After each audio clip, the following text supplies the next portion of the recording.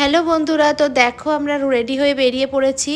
আজকে হলো চতুর্থী দিন কোথায় যাচ্ছি সেটা অবশ্যই তোমাদের সাথে শেয়ার করব। দেখো ঝিরিঝিরি বৃষ্টি পড়তেই আছে, তো বৃষ্টি তো যতই পড়ুক, পুজোর সময় কি আর বৃষ্টি মানে বলো, ঘুরতে তো বেরোতেই হবে। তো কোথায় ঠাকুর দেখতে যাচ্ছি সেটা সম্পূর্ণ ভিডিওটা দেখলেই তোমরা বুঝতে পারবে।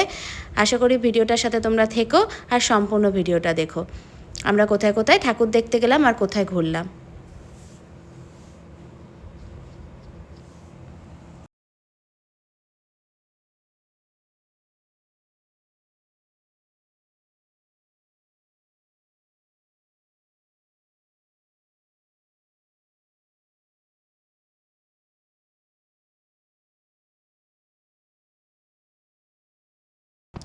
তো দেখো আমরা এখন রথতলার দিকে ঢুকছি।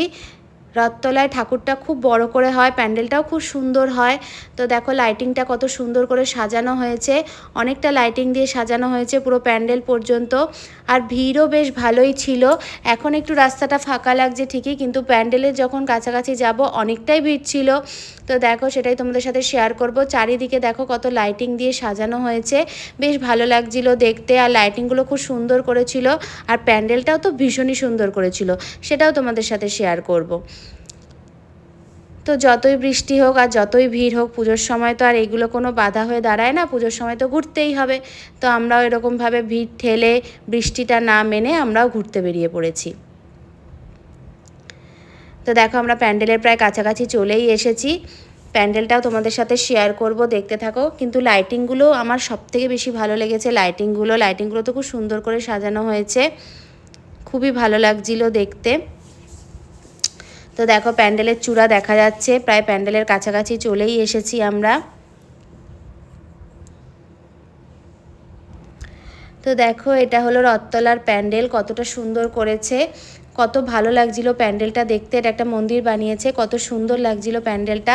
আর চারিদিকে দেখো কত সুন্দর করে সাজানো হয়েছে, খুবই ভালো লাগছিল প্যান্ডেলটা, ভীষণ সুন্দর ছিল। আর ভেতরের কাজগুলো খুব সুন্দর, সেটাও তোমাদের সাথে শেয়ার করব। দেখো কত সুন্দর লাগছিল প্যান্ডেলটা দেখতে, খুবই ভালো লাগছিল। আমরা এখানে কিছু ফটোও তুলে নিয়েছিলাম।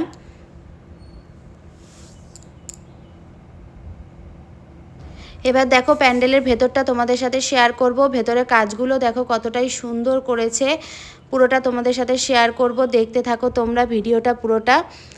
ভীষণ সুন্দর করেছে প্যান্ডেলের ভেতরের কাজগুলো,